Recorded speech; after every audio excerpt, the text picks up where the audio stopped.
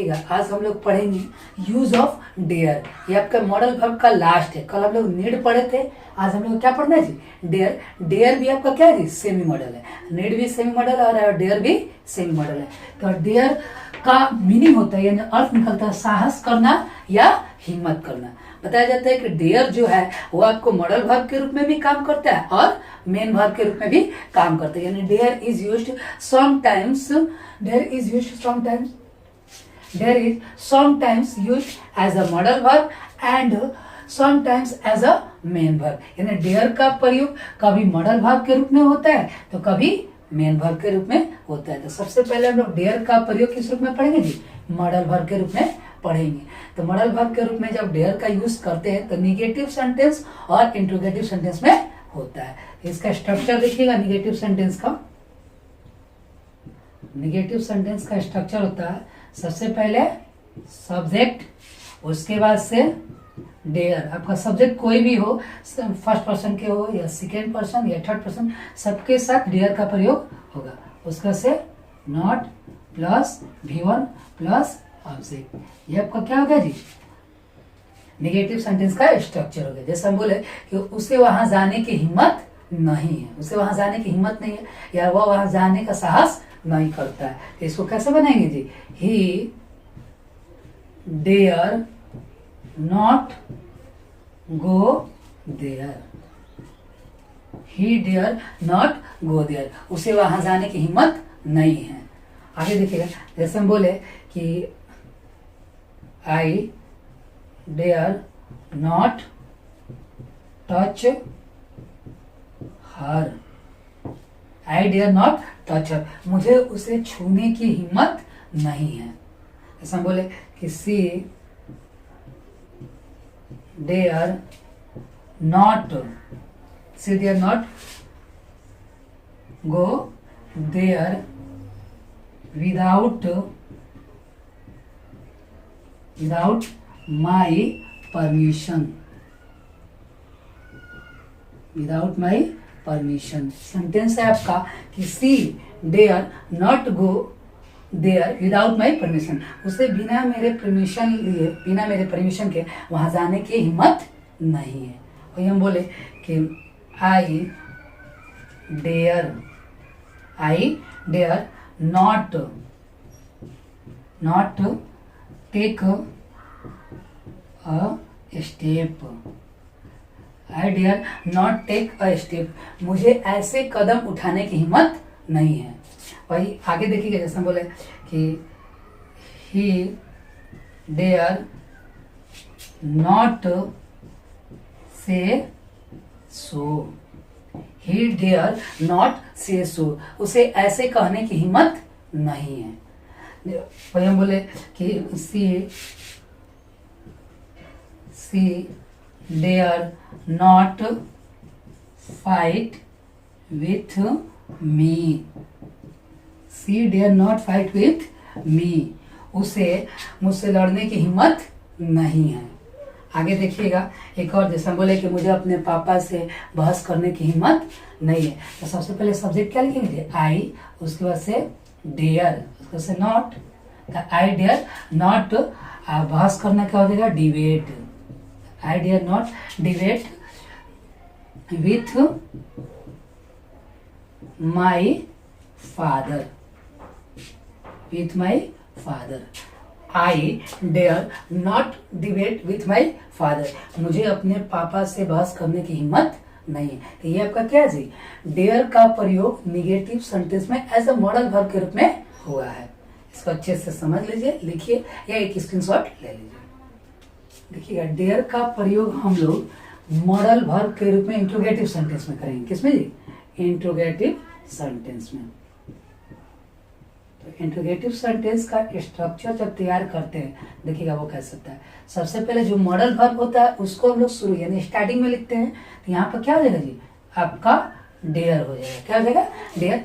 Then after subject का प्रयोग करेंगे। यदि सेंटेंस में नॉट होगा तो नॉट का प्रयोग करेंगे, नहीं तो नेक्स्ट स्टेप जो है वो हम लोग लिखेंगे V1, उसमें से ऑब्जेक्ट प्लस क्वेश्चन मार्क। ये आपका क्या जी, इंट्रोगेटिव सेंटेंस का स्ट्रक्चर है। जैसे हम बोले कि क्या तुझ में सच कहने की हिम्मत है, क्या तुझ में सच कहने की हिम्मत है, तो सबसे पहले हम लोग डेयर को बाहर लाएंगे और उसमें से यू, डेयर यू से द ट्रूथ, डेयर यू से द ट्रूथ, क्या तुझ में सच कहने की हिम्मत है। इसी को निगेटिव इंटरोगेटिव में बनाना होगा, तो उसको हम लोग कैसे बोलेंगे जी, क्या तुझ में सच कहने की हिम्मत नहीं है, तो उसको हो जाएगा, वो बनेगा dare you not say the truth, dare you not say the truth, क्या तुझ में सच कहने की हिम्मत नहीं है।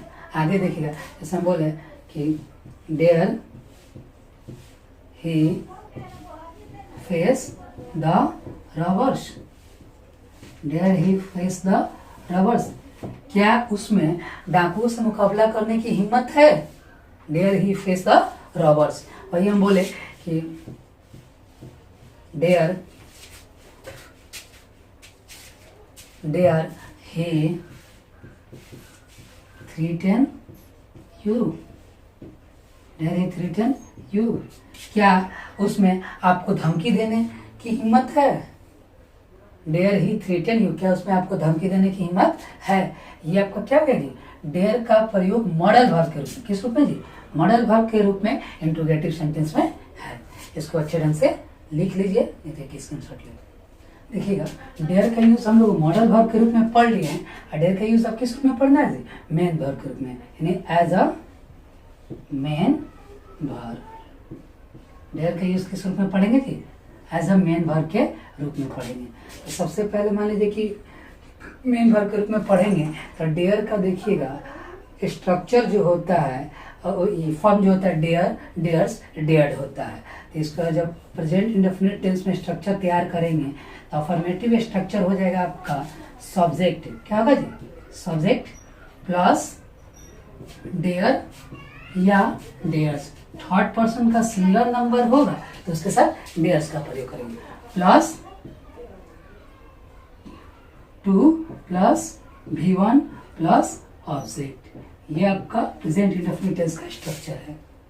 और जो इसका निगेटिव तैयार करेंगे तो कैसे करिए, सब्जेक्ट प्लस डू या does plus not plus dare, सिर्फ क्या होगा जी, डेयर जब निगेटिव होगा, तो ये ध्यान रखिए, dare plus to plus V1 dot dot dot. वही हम लोग इसका जब इंट्रोगेटिव तैयार करेंगे तो क्या होगा जी, डू या डस शुरू में हो जाएगा, और उसके बाद से सब्जेक्ट प्लस नॉट होगा तो नॉट का प्रयोग करेंगे, नहीं तो आगे बढ़ जाएंगे, dare plus to plus V1 dot dot. ये आपका प्रेजेंट इंडेफिनिट टेंस का स्ट्रक्चर है। जैसे हम इसको बता रहे एक एग्जांपल, जैसे हम बोले कि उसे वहां जाने की हिम्मत की, तो इसको एज अ मेन वर्ब के रूप में जब बनाएंगे तो ही डेयर्स, क्योंकि ही क्या है जी, थर्ड पर्सन का सिंगुलर नंबर है, सिंगुलर नंबर है, तो जाहिर सी बात है कि जब सिंगुलर सब्जेक्ट होगा तो वर्ब भी क्या लगेगा जी, सिंगुलर लगेगा, तो डेयर का क्या हो जाएगा जी, डेयर्स। ये टेंस में बना रहे हैं एज अ मेन वर्ब के रूप में, डेयर का प्रयोग किस रूप में कर रहे हैं जी, मेन वर्ब के रूप में कर रहे हैं। तो ही डेयर्स टू गो देयर, ये आपका अफर्मेटिव हो गया, ही डेयर्स टू गो देयर, उसने वहां जाने की हिम्मत की। वही हम बोले कि he dares to face his enemy, he dares to face his enemy, उन्होंने उसे अपने दुश्मनों से लड़ने की हिम्मत है, उसे अपने दुश्मनों से लड़ने की हिम्मत है। आगे हम जैसे बोले कि she dares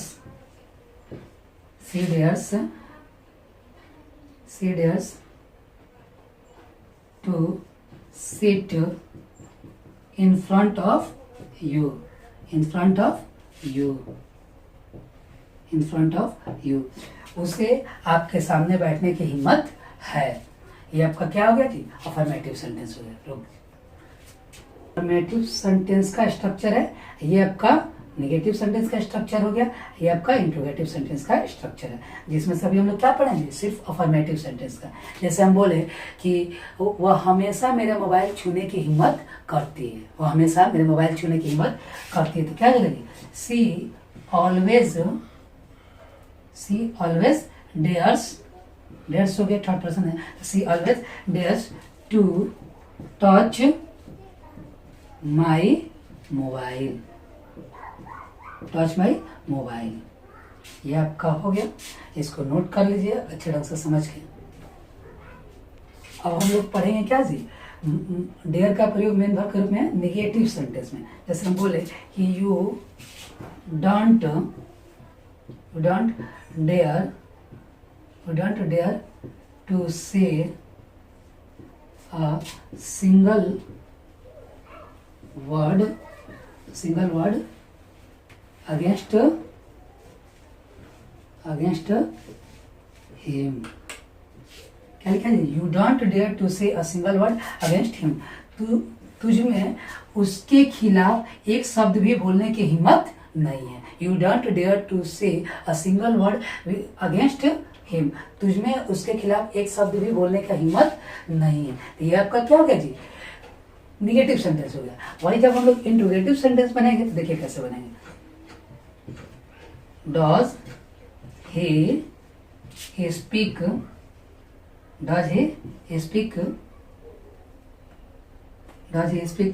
to against you, does he speak to against you, क्या उसमें तुम्हारे खिलाफ बोलने की हिम्मत, डज ही डेयर, यहाँ पर क्या लिखेंगे जी, does he dare to speak, तब जाके करेक्ट होगा। Does he dare to speak against you, क्या उसमें तुम्हारे खिलाफ बोलने की हिम्मत है। वही हम बोलेंगे क्या तुझ में एसपी से बात करने की हिम्मत है, कैसे हो जाएगा जी, do you dare to talk to SP, talk to the SP, do you dare to talk to the SP, क्या तुझ में SP से बात करने की हिम्मत है। तो ये आपका क्या हो गया जी, मेन वर्ब के रूप में इंट्रोगेटिव सेंटेंस में नेगेटिव इंट्रोगेटिव में प्रयोग हो गया। इसको अच्छे ढंग से लिख लीजिए।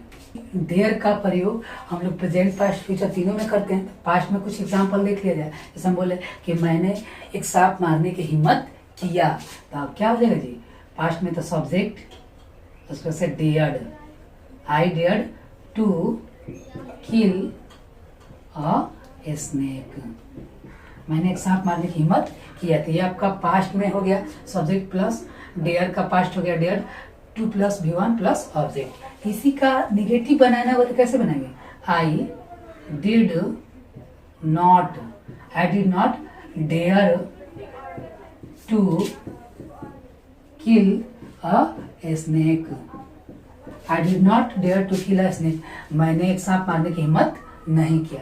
इसी को इंट्रोगेटिव बनाएंगे तो कैसे बनाएंगे जी, डिड, तो देखिए यहाँ पर डेयर नहीं होगा क्योंकि डेयर होगा, यहाँ पर डिड हो गया, डू का पास्ट डिड, तो did I dare to kill a snake, did I dare to kill a snake, क्या मैंने एक सांप मारने की हिम्मत की।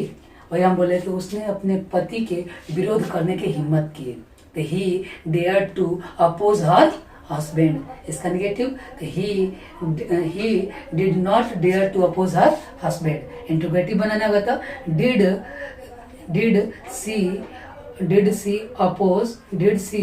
Dare to oppose her husband, उसने ऐसे बात करने की हिम्मत की, he dare to such a thing, he dared to such a thing। Negative बनाएंगे तो he did not dare to such a thing, interrogative बनाएंगे तो did he dare to such a thing। तो ये आपका क्या हो गया जी, डेयर का प्रयोग मेन वर्ब के रूप में हो गया। इसको अच्छे ढंग से समझ लीजिएगा, लिख लीजिए, तब तक के लिए टाटा बाय बाय। देखिएगा हाउ डेयर एक टॉपिक है, हाउ डेयर का अर्थ निकलता है हिम्मत कैसे हुआ, इसका स्ट्रक्चर होता है how dare plus subject plus V1 plus subject plus question. जैसे हम बोले कि तुम्हारी हिम्मत कैसी हुई मेरे मोबाइल छूने की, how dare you touch my mobile. वही बोले कि तुम्हारी हिम्मत कैसी हुई मेरे बाइक छूने की, तो how dare you touch my bike. तुम्हारी हिम्मत कैसी हुई मेरे पेन छूने की, तो how dare you touch my pen. आगे देखिएगा, उसे हिम्मत कैसी हुई मुझसे ऑर्डर देने की, तो how dare he order me. आपको मुझसे बहस करने की हिम्मत कैसे हुई, तो how dare you debate with me. How dare you debate with me. आपको मुझसे बहस करने की हिम्मत कैसे हुई। बोले कि तुम्हें हिम्मत कैसे हुई मुझे छूने की, how dare you touch me. तुम्हारी हिम्मत कैसे हुई मुझसे लड़ने की, how dare you fight with me. ये आपका क्या है, हाउ डेयर, हिम्मत कैसे हुई। इसका यूज हम लोग डेली लाइफ में भी कर सकते हैं। तब तक के लिए टाटा।